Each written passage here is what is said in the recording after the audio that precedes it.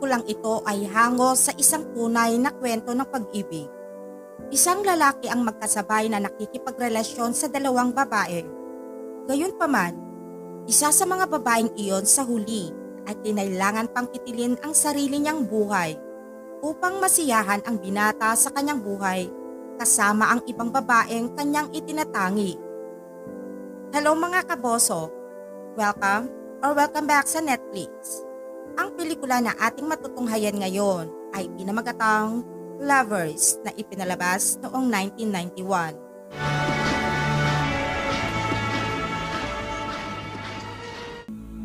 Noong 1950s, isang binata ang naninirahan sa isang lungsod na tinatawag na mayor at matapos makumpleto ang kanyang serbisyo sa militar ay umuwi na siya.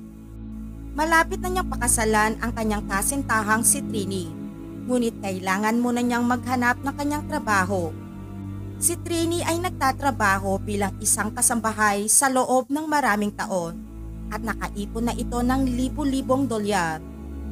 Naghanap muna si Trini ng matitirhan ni Paco hanggang sa maikasal sila. Tinungo ni Paco ang lugar na sinabi ng kanyang kasintahan kung saan nakilala niya ang maganda at biyudang landlady na si Luisa. Maliban sa maliit na silid at kama, ay wala nang maiaalok si Luisa sa kanya, ngunit sa kabila nito ay naging masaya naman si Paco. Nang gabi ding iyon ay nagtungo si Paco sa bahay ng pinaglilingkuran ni Trini upang makausap ito. Nadatnan niya itong mag-isa, kaya sinubukan niyang makipagtalik sa kanyang kasintahan. Si Trini ay isang relihiyosang dalaga, kaya tumanggi ito sa nais ni Paco at iginiit na walang mangyayari sa kanila hanggat hindi pa sila ikinakasal.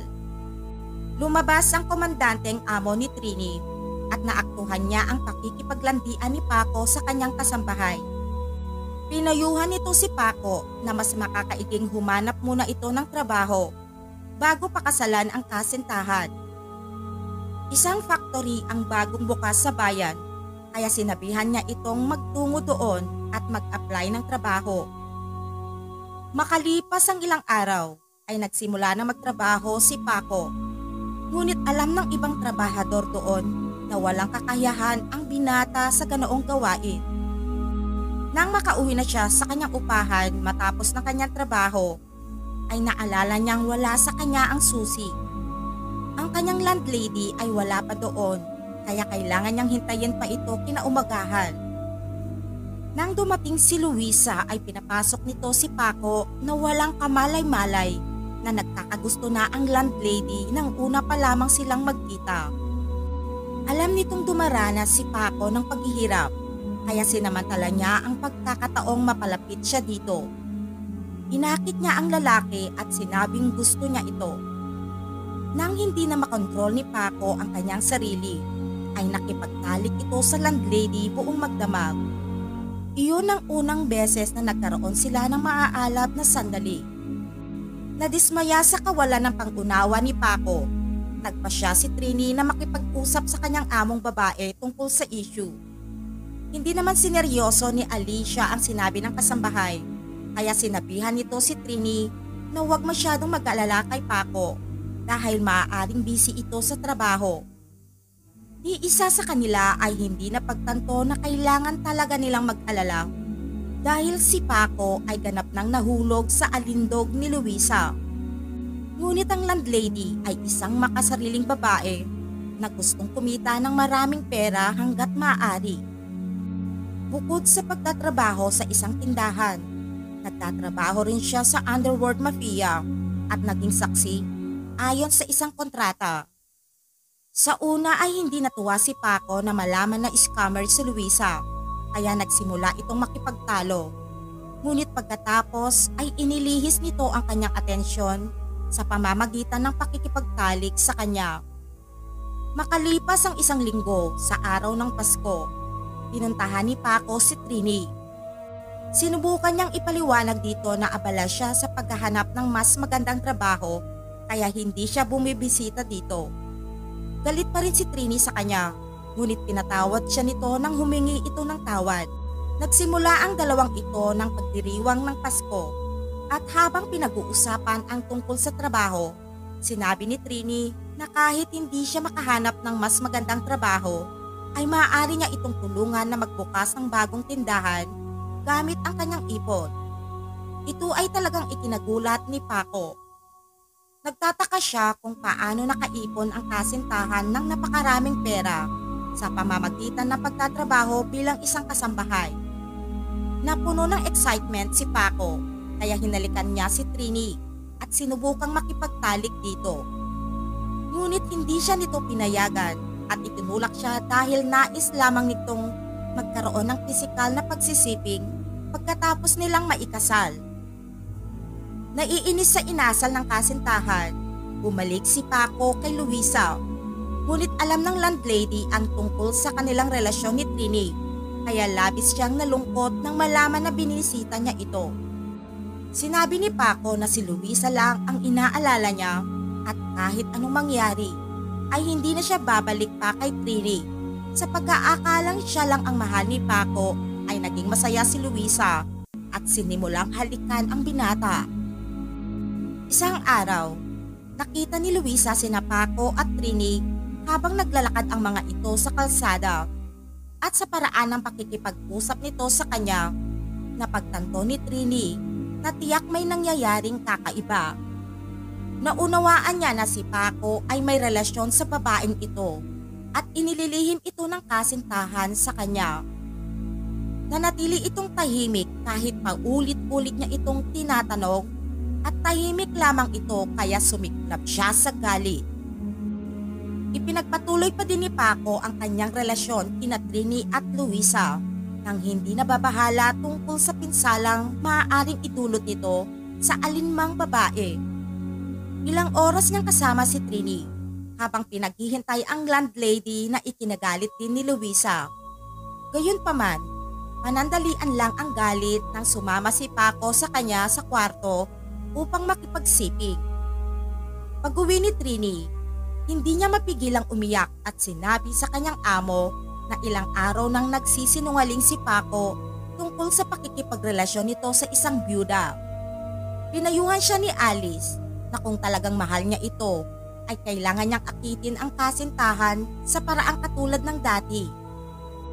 Alam ni Trini na magkasama sina Luisa at Paco sa bahay kaya inihanda niya ang kanyang sarili sa isang bagay na hindi pa niya nagagawa noon at naghintay ng ilang oras na makaalis si Luisa bago magtungo doon si Trini. Ito ang unang pagkakataon sa buhay ni Paco na makita niya ang pagbabago ng itsura ng kasintahan. Walang duda na labis siyang nagulat nang makita ito. Sa wakas, ibinigay na sa kanya ni Trini ang bagay na hinihintay niya. Pumayag siyang sumiping kay Paco upang bumalik na ito sa kanyang buhay. Pagkatapos nilang maghalikan ay umalis na si Trini. Ngunit imbes na umuwi ay hinintay niyang bumalik si Luisa. Nang matuklasan ni Luisa na nakipagtalik si Trini kay Paco ay sobrang itong nagalit. Nawalan siya ng kontrol sa kanyang sarili at sinimulang basagin ang lahat. Ayon kay Paco, si Trini ay naging fiancé niya sa halos 2 taon at nagtungo siya doon upang makipag-ayos. Nais siyang paniwalaan ni Luisa, ngunit hindi niya maaalis ang ngiti sa mukha ni Trini, kaya nagpasya siyang hindi na lang matulog sa iisang kwarto kasama si Paco at nagkulong sa kanyang silid. Makalipas ang ilang araw, plano ni Paco na mag-out of town para sa bakasyon at nag-iwan ng sulat para kay Luisa. Sumama siya kay Trini sa isang lumang bayan kung saan ipinanganak ang kasintahan at dito niya nakilala ang ina nito. Sa sandaling makita ni Trini ang kanyang ina, ay ipinakilala niya si Paco bilang kanyang asawa at sinabing ikinasal na sila noong nakaraang linggo. Tuwang-tuwa ang ina ni Trini at ipinakilala si Paco sa halos lahat ng tao sa bayan bilang kanyang manugang dahil hindi niya alam ang katotohanan ng kanilang nasirang relasyon. Kahit na natutulog si Paco katabi si Trini, sa kaibituran ng kanyang puso ay iniisip pa rin niyang bumalik kay Luisa. Sa ngayon ay napagtanto na ni Trini na hindi na siya mahal ni Paco Kaya buong gabi siyang umiyak at nagkukunwaring naiinis lamang siya dahil nawalan siya ng trabaho. Pagbalik niya sa bahay ni Luisa ay nakita niya ang mga pasa sa mukha nito. Noong una ay inakala niyang sinaktan nito ang kanyang sarili dahil nagbakasyon siya kasama si Trini. Ngunit pagkatapos na makipag-usap sa kanya ay nalaman niyang kailangan niyang ibalik ang pera ng mga mafia at kung hindi ay papatayin siya ng mga ito. Sinaktan siya ng mga taong iyon dahil may utang siya sa kanilang pinuno na kailangan niyang bayaran. Bagamat sa kasalukuyan ay wala siyang pera, ipinangako sa kanya ni Paco na tutulungan niya ito sa lahat ng paraan at walang sinuman ang muling mananakit sa kanya. Pagkatapos ay isiniwalat ni Luisa sa kanya ang kanyang plano na kailangan niyang tanggapin ito.